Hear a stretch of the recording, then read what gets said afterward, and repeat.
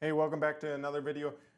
Good thing I caught it early. I started a video and then I realized I forgot to plug the audio in. And so while I was reading, I was thinking, I was like, man, did I forget anything? And yep, I forgot to plug the audio in. So the question today is, should Christians invest in the stock market? So we're going to be talking everything about stocks, trading, and all that type of stuff. It's one of the things I enjoy talking about. It's one of the things that I just enjoy talking about different types of things along the stock market. And a lot of people nowadays are saying, well, should Christians put money in the stock market? It's going up and down. It's going all over the place because of these tariffs. And people are wondering, should I pull everything out or should I start investing? And we're going to answer that question today. So if you take your Bibles and you turn with me to Matthew chapter 25, Matthew chapter 25, the 25th chapter of the book of Matthew, it says, so it's a parable of the talents, and I understand the context of it. It's Jesus teaching his disciples, and he's saying to them, the kingdom of heaven is going to be like this and this and this. He's going down the list of all these different parables. I understand that it's talking about spiritual gifts and what God has given you. Use it. Don't, be a bump on the log and never use it and just wait till Jesus comes back. I understand that, and I believe this is applicable, though, to money because it's actually a parable about money. And so I'm not going to actually read the whole parable. It's quite long, but I might just, I'll read a little bit to you. So, to get you the context, for it will be like a man. So, for the kingdom of heaven will be like a man who going on a journey, who called his servants and entrusted them with his property. So then it goes down the list and it talks about to one he gave 5 talents, to another he gave 2 talents, and to one he gave 1 talent. And so what is a talent? So I was reading up on what a talent is, and it's about 22 years of wages. So that is not just a small bit of money. That is a big chunk of money right there. I mean, 22 years of wages. So if it was $50,000 you earn per year at 22 years, I mean, you're talking that's over $1 million some dollars. So it's not a small bit of money that he entrusted his servants with. So that one with 10 talents, I mean, that could be 10 million. I don't know. I didn't do the research, but I do know it says it's about 22 years of wages. All right, so we understand that. And so it goes along in the parable, and one of the servants, he put his money into, it says here, he received 5 talents and went at once and traded them. And so he traded them, he bartered them, he did whatever he needed to do with them. He used them to gain 5 more talents, and the other did the same, and he gained 2 more talents also. So they both doubled their amount of money, if you will, and they used it. But there was one servant, he put his money, he took the 1 talent that he got, and then he put it, and he dug a hole and put it in the ground.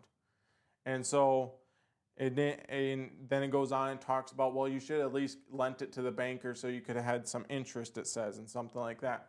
But so the context of it is that the one that had 5 talents, he got 5 more. The one who got 2 talents, he got 2 more. And the Lord says to both of them, well done, thy good and faithful servant.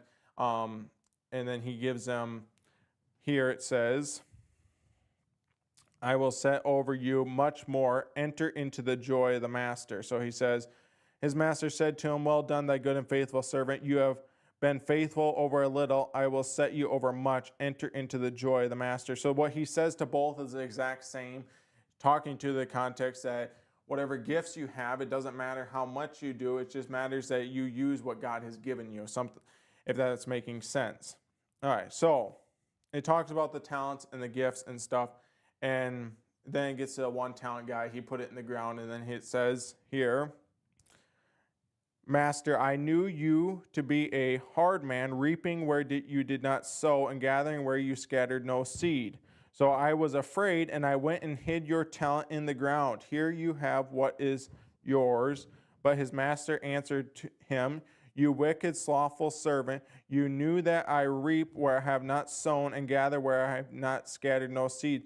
Then you ought to have invested my money with the bankers and have coming I should have received what was my own interest. So take the talent and give it from him and give it to him who has 10 talents. All right, so the context is it's using what God has given you and investing it and stewarding it well. That's the context of it. But I totally believe that we can use this and apply this to investing our money, using what God has given to us. And I know there's probably going to be someone right away, they're going to say, well, the love of money is evil.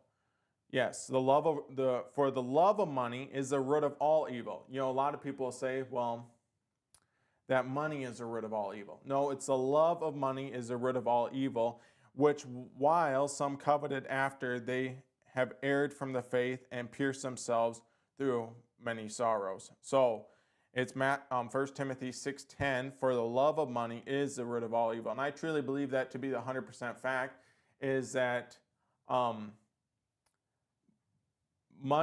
using money can be a very much a blessing, and it can be very much a curse also. So the love of money is the root of all evil.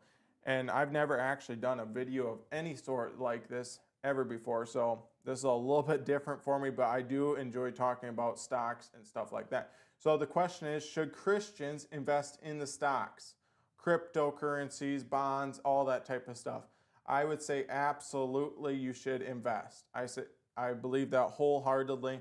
And then there's probably going to be somebody that's going to say, well, Christ can return before the money is even used. Well, good. I'm glad for it.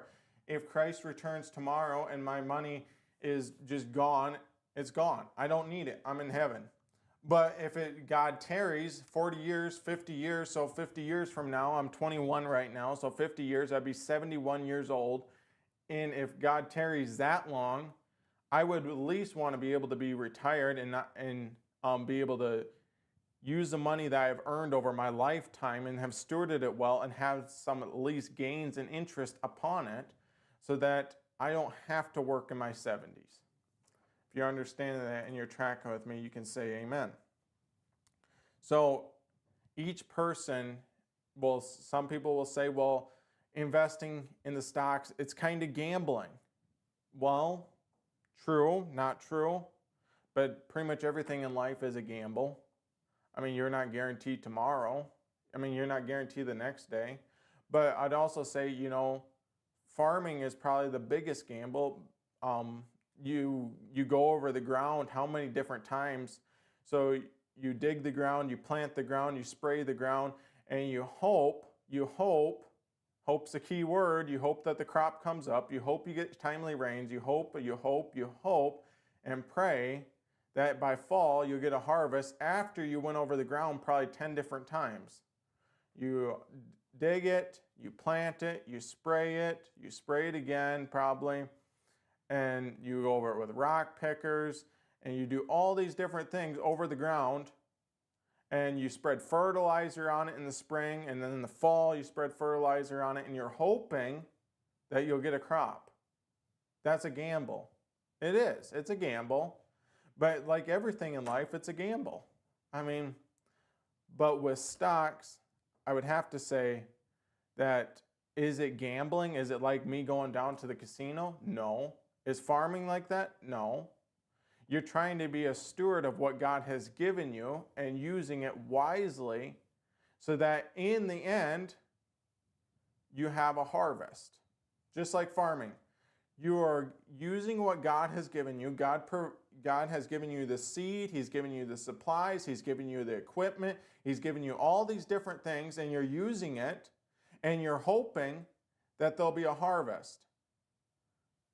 That kind of reminds me of the parable of the seeds, but that's in the context to someone getting saved. But you sow and you hope for a harvest. You're not guaranteed that seed comes up. So in the same way, yeah, it's not gambling in the context of me going down to the casino, but like I said, everything in life is somewhat a gamble. I mean, you're not guaranteed tomorrow, but you should invest and plan for tomorrow. So just the same way that I'm not guaranteed age 65, but I should invest and I should plan for tomorrow. Because what does it say here? I'll pull it up here.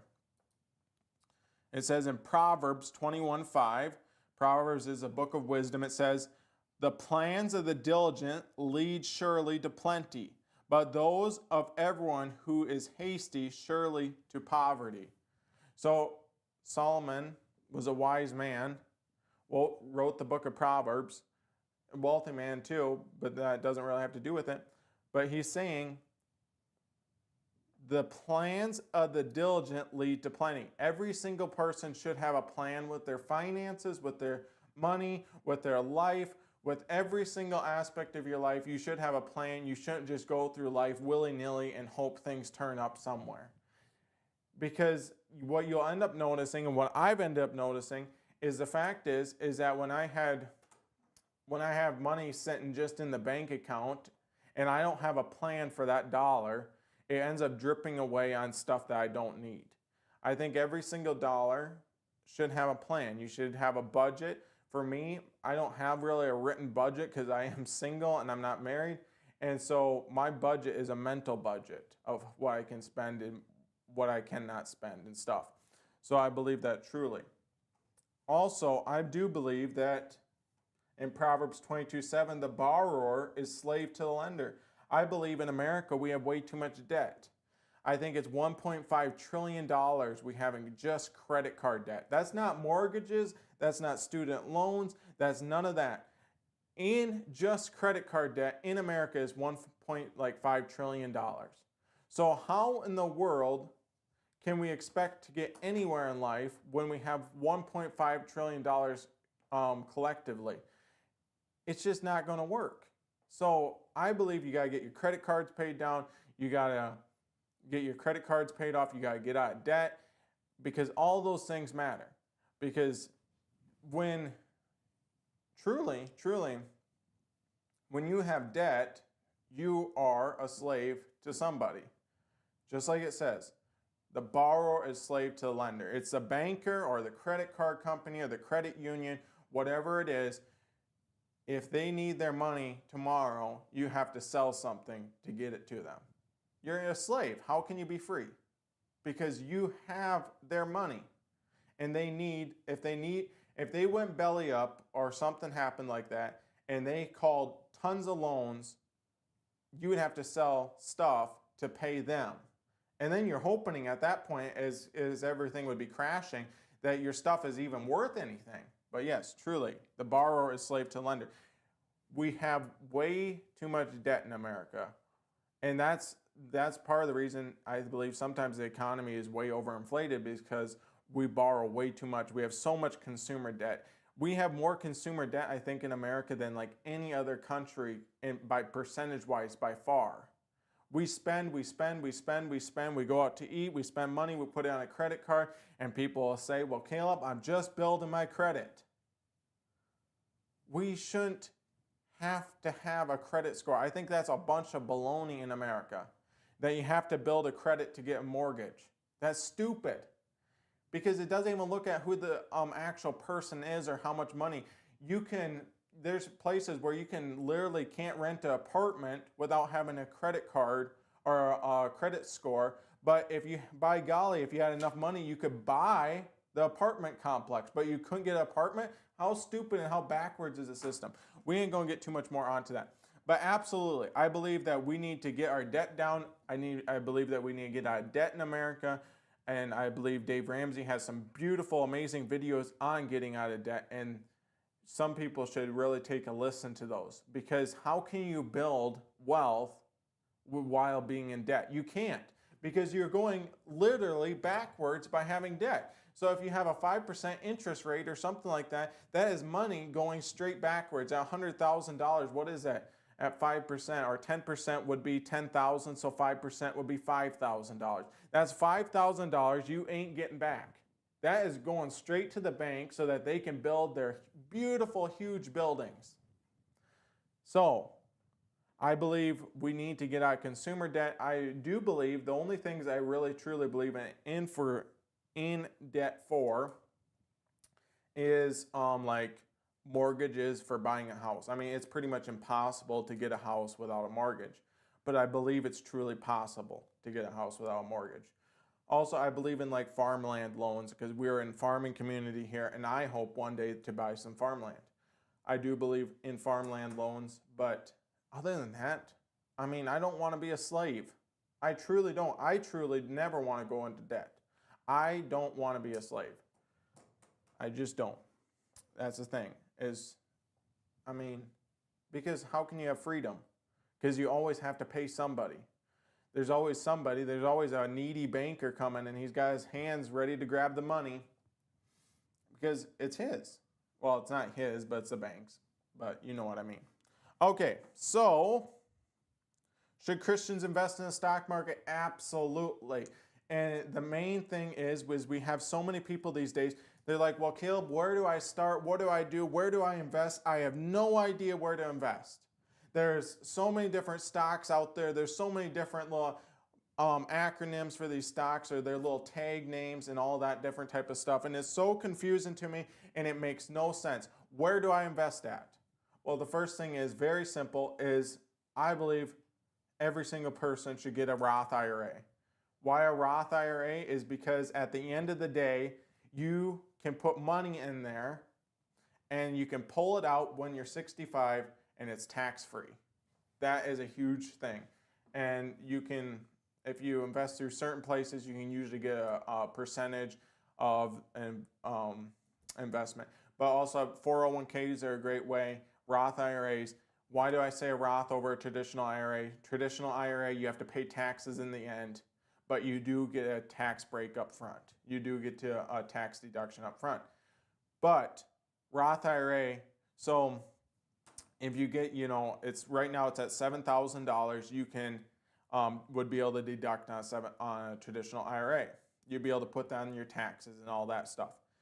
The thing of it is if that's 1.5 million or 5 million or whatever it is, when you're 65, you have to take that and they take a big chunk of that money. But with a Roth IRA, very simple, is you pay taxes up front, because it's tax money that's going in there. And you just open one and you put money in there each month or whatever you do. And at the end, you get the straight 1.5 million or whatever it is, whatever the money is. Okay, very simple. Open a Roth IRA. Roth IRAs are very good. There's tons of videos on them about why they're good investments and why they're important and a great wealth building tool. But yes, Roth IRA. Well, where do you put your money in then? I mean, what's like the stock that you put your money in? What is good? What's good to buy? Honestly, it's very pretty simple. I mean, when it comes down to it, investing in the stock market is not complex. It may seem very daunting and very hard. And when you watch someone do it on the computer, you're like, what in the world? They're doing something new and cool, and it's amazing. It's actually very simple. You just open a brokerage account with like Vanguard or one of those names, or you can even open one with Robinhood or something like that. It really doesn't matter. Just open a brokerage account, make sure it's a reliable source. And some people are going to be like, well, Caleb said Robinhood's, I believe they've really made some leaps and bounds in the last few years of where they've come from. And I believe that they are actually going to be a pretty top competitor in the next few years. Take that as you will, but if you don't want that one, open like a Vanguard account or something like that. Any one of them work, just open an account. They're pretty simple to set up. They're pretty easy. Connect your bank account and all that. But when it comes down to it, I notice when watching videos on stocks, I've watched tons of videos, they all will tell you, well, invest in the ETF, invest in a mutual fund. But the thing of it is, none of the people hardly ever tell you what to invest in. They'll tell you, well, mutual funds, ETFs, index funds, all the 9 yards. Oh, this single stock's going to make you rich. This cryptocurrency is going to do this or that. Really, when it comes down to it, they don't end up really telling you nothing. But the thing of it is invest in like VOO. All right, what you might be saying, Caleb, what in the world is VOO? I've never heard of that a day in my life. I'm going to pull up this display here.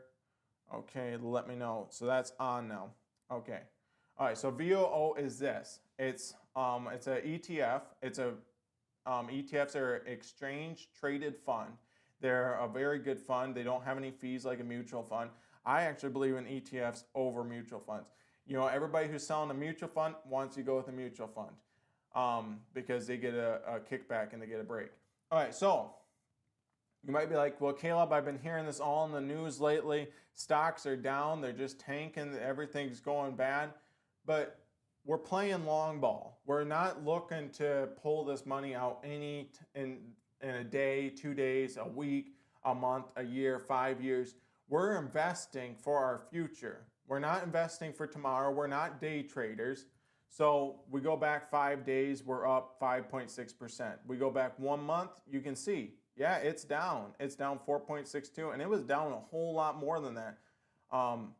We go back 6 months, we're down 4.91% year to date, so that'd be in January at the 1st. We're down 5.83%. We're not looking to be trading in this amount of time. We're not looking to be trading in 1 year amount of time. We're looking at holding that stock all the way through. We are looking at playing long ball. What's long ball? It's holding a stock for like 5 or more years. So what does it look like from here? In the last 5 years, we're up 94%. 94% on VOO. What is VOO? It tracks the S&P 500. What's the S&P 500? That is the 500 biggest companies in America. That's like Apple, Amazon, all those big companies. And you buy just a small share, a small portion when you buy a share of VOO. So VOO is trading at $506. So if I buy 1 share of VOO, I own in 500 different companies across the board. I own that tracks the S&P 500. The S&P 500 is the best, as everybody always says, the best wealth building tool because nobody hardly ever, sorry about that. Nobody hardly ever, I gotta search this up again. Nobody hardly ever invests, now I lost where I was going, but nobody hardly ever beats the S&P 500. The S&P 500, what does that do per year on average? It goes up about 10% per year. And now you can see in here, between, I think it was 2022, that was not a good year. They lost money in the stocks. People lost money in the stock market. But what happened over the last 5 years? It's up 94%. So what's this right here? This is the tariffs. This is the tariffs right here. But still, if you were bought in way back here at $260 a share, $260, and that little tariff bump right there, they ain't going to talk about that in the media that you are up over 200 points in the last 5 years. They ain't going to tell you that. They want people to live in fear. The thing of it is over at last 100 years, the S&P 500 has went up about 10% annually per year, 10 to 12%. That's true about it. So we see that in 2011, way back here, is trading at $100 per share. And now we look. We're 506. So you're up, what, 397% since 2010. 2010, you're up that much. So what does that tell you? That you have to play, as they say, long ball. You're not playing it to be a day trader. Because I heard a statistic once that 80% of day traders lose money. You're not playing it to buy in and sell in 2 years.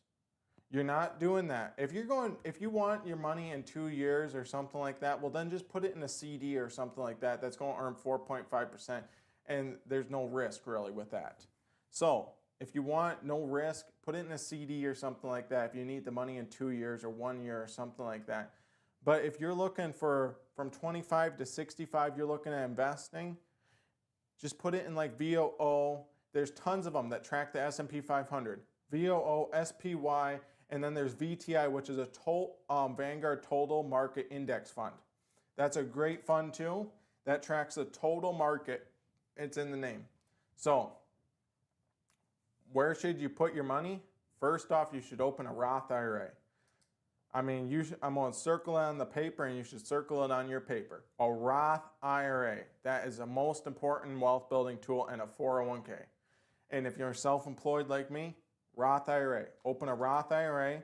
It doesn't matter where you open it, what brokerage company you open it through. Open a Roth IRA. Because, like I said, it's tax-free by the time you turn 65. Tax-free. So, traditional IRA, you get a tax deduction up front, and then you pay taxes in the end. They're basically the same thing, but they're the inverse. They're opposite. Okay, also, so you might be like, well, Caleb, that's all great. I understand this now. I just need to open an IRA through a brokerage account like Vanguard or something like that, and I need to put money away. Well, how much money do I need to put away? It depends on how much money you want by the time you retire or the time that you want to buy a house. See, I'm planning on, I have an IRA for my retirement, and I have an individual investing for my future if I want to buy a house or something like that. And people might be like, well, Caleb, why are you telling people on the internet or people that follow your channel this stuff? Because I'm telling people this stuff because nobody talks about it. Nobody tells each other what to do. And that was my biggest discouragement when I started investing. I was like, where do I start? Nobody's told me anything. And it just seems like everybody just says, well, you're never going to get your money anyways. Well, that might be true for Social Security. But I do know for the last 100 years, it goes up 10% per year, the S&P 500. And then people will be like, well, Caleb, the thing of it is the market's all going to crash and you're going to have no money. Well, that might be true too, but I'm not going to live in fear my whole life and get to 65 and have nothing. Listen to that. I will not live in fear my whole life and then get to 65 and have nothing. There's too many people in their 60s and 70s that don't have a pot to whiz in, if you will. I'm not going to say the other word, but a pot to whiz in. We'll just go with that. So, and that's a shame because I think that, for one, people didn't talk about it enough. People didn't tell each other how to invest. People didn't help each other because money was such a secretive thing. Yeah, money can be a secretive thing because you don't want other people to know what that you got. But please help them. And people might be like, well, Caleb, you just have no idea what you're even talking about. That might be true. I might not have a complete grasp of everything I'm talking about. But I do know this, is that we need to help each other. Christians need to help each other on their finances. That why is it that Christians save nothing for retirement? I understand heaven. I understand investing in heaven. I understand investing in the kingdom of heaven. But you have to be a steward with what God has given you. In America, God has given us abundance, and we are supposed to use that money to invest it and to give it. So the three things you can do with money: you can either invest it, give it, or spend it. And they say if you're that giving it brings the most joy, and investing it second, and then spending it is third. That's through the studies and stuff. But they do say with spending it, the only thing that really gives joy, like buying a car, that gives joy for maybe 5 minutes, and that wears off. And then you show somebody your car, and then, you kind of got the joy again. But if you're going to spend it, one of the things with spending it that gives you joy is spending it on experiences with each other, with family members and stuff, because you can look back and those are memories. Those are good things.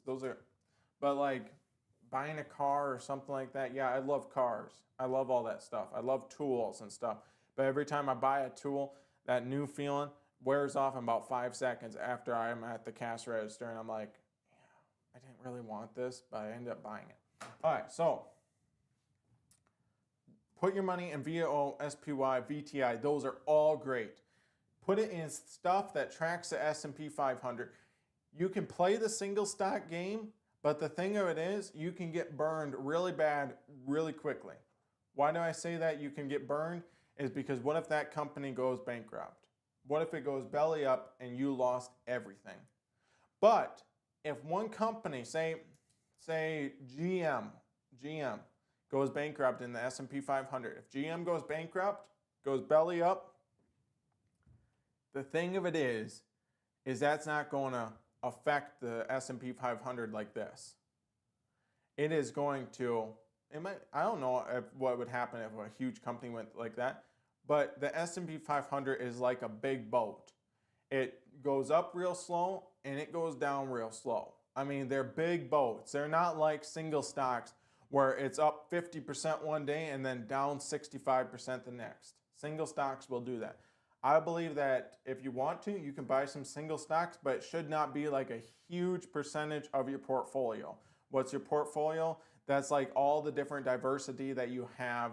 If you have crypto holdings, individual stock holdings, mutual funds, all those different types of things. I don't think it should be like a huge percentage of your portfolio. That also includes real estate and stuff like that. That being said, you can buy some single stocks if you want to. Just know what you're getting into. That they can be up and down, and they can be like a wild cruise, wild little boat tossed in the ocean.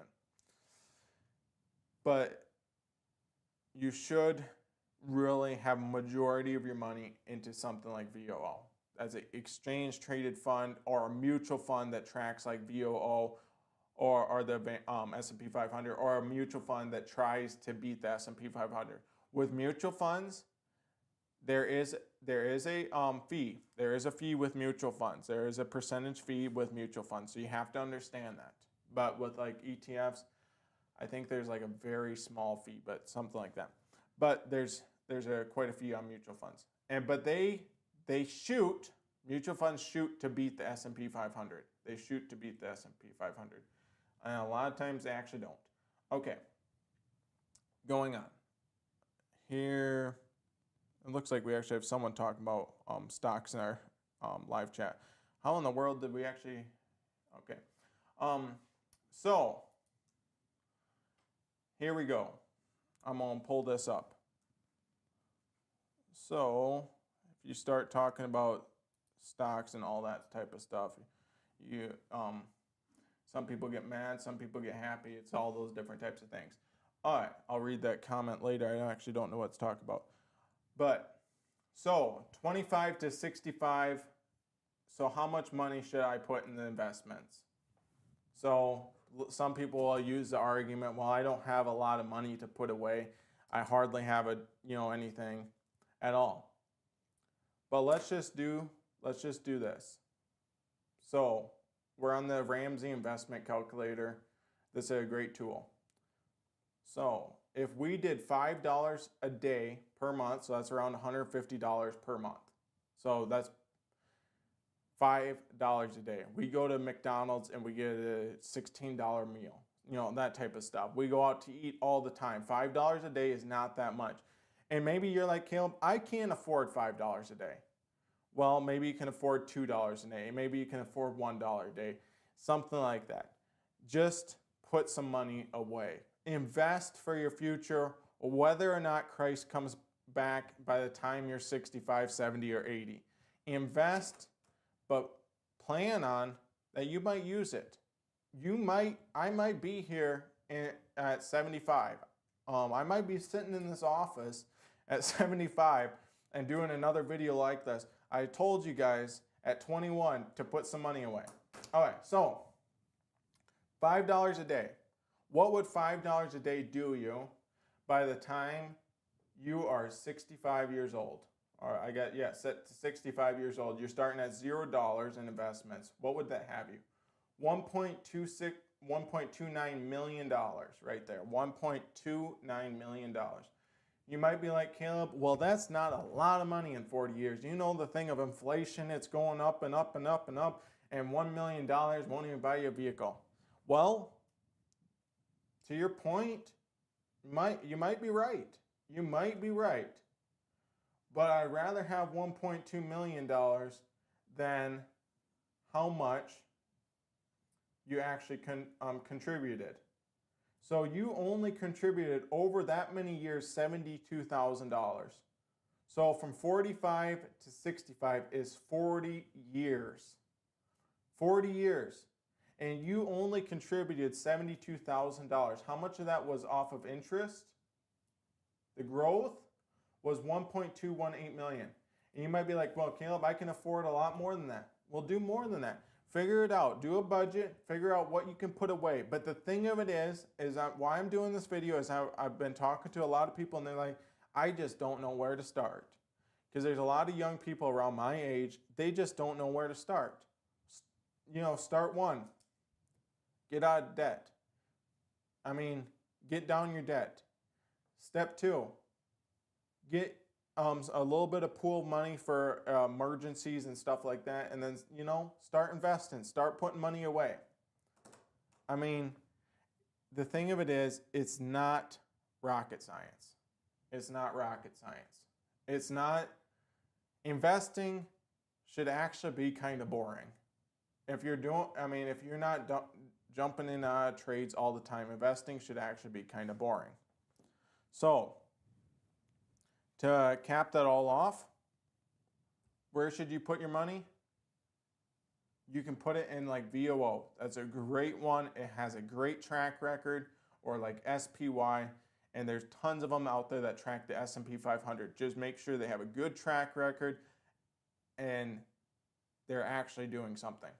So what did like VOO do last year? It went up like 26%, and now with the tariffs, it's dipped back down some. But you got to remember, stocks are not like a continuous up. They're not linear. I think that's the right word. They are up and down. They're like a wave. But they're usually always, pretty much always, if it's on S&P 500, it's always going to start ticking back up. So, unless something major happens. But like I said, I'd rather have that 1.2 million instead of 72,000. And you might be like, Caleb, well, I'm gonna lose it all because I'm gonna do it wrong. Well, then hire a financial advisor. There's tons of them out there. Just look and find one. They're going to help you. They're going to be great. They're going to be amazing people. Just make sure, I just go through, honestly, guys, I really like Dave Ramsey. Go through the Ramsey financial advisor. There's tons of them out there. So let's just talk about a little bit about cryptocurrency, because that's a big thing right now. I have some in cryptocurrency. I do believe that crypto is actually going to start being something that it's pretty common. Everybody uses it. Do I think you should put like 80% of your money in crypto? No, absolutely not. Maybe 20%. Just talk it over. Get a financial advisor. See what he would recommend. But remember, sometimes you just got to keep it simple. You don't have to have 350 different individual stocks on your iPhone and they're trading constantly. Just buy, if you're nervous, just buy VOO. It's simple. So that being said, like crypto, there is no get-rich scheme. There is none of them. Yeah, there's a few lucky people all of a sudden that will get 5 million overnight. But there's a couple unlucky people that'll lose 5 million overnight. So remember that. Roth IRAs, VOO, set a budget, get out of debt, and also, it doesn't have to be a lot of money. It doesn't have to be a lot at the start. You might be like me, and you're not making like tons of millions of dollars per year. You're just an average American, an average 21-year-old, an average 25-year-old. Just start putting a little bit away. It might be $20 a month you put away. But the best day to start investing was yesterday. The next best day is today. So maybe you're like 70 years old and you're like, Caleb, I really don't want to play the stock market game. I'm too old to do that. Where do I put my money? Put it in CDs. Put it in something that's going to get you a percentage. That's what I would do. Because, if you have I don't know, $300,000. And you don't want to risk it in any more stocks. You're kind of tired out, you're wore out, but at least put it into like something that's going to retain your interest. And then with that, just make sure that when you get to that age, you don't want to be losing, from your pool of money, if you will. You want to make sure that you're using 7% of that or whatever. So if you're gaining 10% annually per year, you want to be using like 5%, 6%, so that you are not draining it. It's still growing, because if you start draining it, it starts going backwards. You don't want to eat a hole through that and you're 90 years old and you got nothing. So make sure that it's still gaining something per year. Okay. I talked that whole time with on the other screen. Sorry about that. I should have made this screen little, and that would have been good. All right, so we got done with that. So should Christians invest in the stock market? Absolutely. Should Christians invest in CDs? Absolutely. Should Christians invest in bonds? We didn't even touch bonds. Absolutely. Get a plan, because without a plan, like it says in Proverbs, without a plan, what does it say? I'm going to pull that up here. 1 second. All right, what does it say in Proverbs? The plans of the diligent lead surely to plenty, but those of everyone who is hasty surely to poverty. Nobody makes money, or if you will, get rich. I don't like using that word because it sounds like derogatory. Nobody gets wealthy, if you will, without a plan. Get a plan. It's never too late to start investing either. It's never too late. It's never too late to get a budget. It's never too late to get your life on track. It's never too late for any of that. It's never too late to pay off your credit cards, pay off your mortgage. Just start. Many people, why they never actually start investing is because they never start. I mean, that's pretty simple, Caleb. Duh. But everyone plans to start investing, but then they're like, well, we're kind of tight on the budget this month. Let's do it next month. Just start maybe with $5. $5 a month. I don't know, $10 a month. Maybe it's $1 a month. Just start. I mean, what's it going to hurt you to just start? I know for a fact that many of us go out to eat all the time. That's like our thing to do in the Midwest, is we go out to eat. But just start. I mean, it's just like with a baby Christian. They're like, well, what's the first thing I do when I get saved? Just start reading the Word of God. Just start praying. Same thing with investing. Just start. Yeah, you're going to be confused. Yeah, it's going to be a little bit of a learning curve, but I pretty much pushed all the bumps down. Traditional, a Roth IRA, and VOO, and then you can get some individual investing too. But just start. But you should circle VOO, SPY, those ones. Just search them up on the internet. Search up Vanguard, how do I start an account, and just start an account and start investing today. I mean, and 5 years from now, you will look back and you'll say, wow, I got $30,000 or something in my account, 40,000, 50,000, 5 years from now, 100,000. But just start. All right. I think that's enough for today, because I got other things I got to take care of today. Not done yet for the day. All right, so just start investing.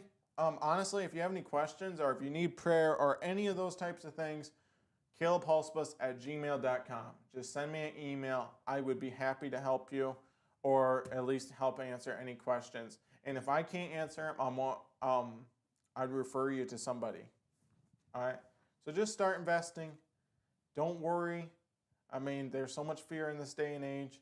Stock market going to tank? Probably not. Will it maybe go down? Probably.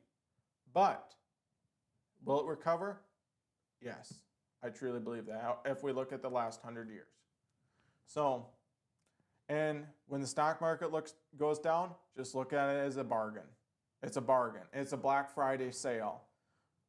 you know, when none of us complain when there's a Black Friday sale or 5% off or 30% off. You can buy it back what you couldn't buy it previously. And in 5 years from now, VOO, I guarantee you, is going to look like a bargain price. It's trading at 506 or whatever. It's going to be a bargain in 5 years. Put money away, invest for the future. If the Lord comes back, praise God. If we're still around here, praise God. Because we're supposed to praise Him at all times. All right. Thank you guys for watching. Let me know if you have any questions. Like,